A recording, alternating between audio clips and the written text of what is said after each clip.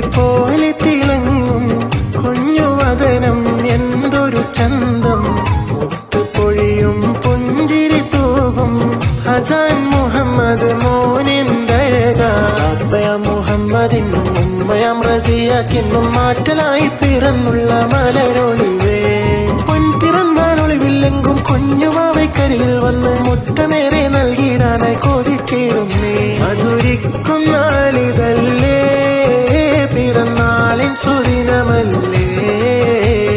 നന്മകൾ ചൊരിയട്ടെ പൊൻപിറന്നാളിൽ മന്ദമാരുതൻ കുളിരേകട്ടെ കുഞ്ഞുവാവയ്ക്ക്.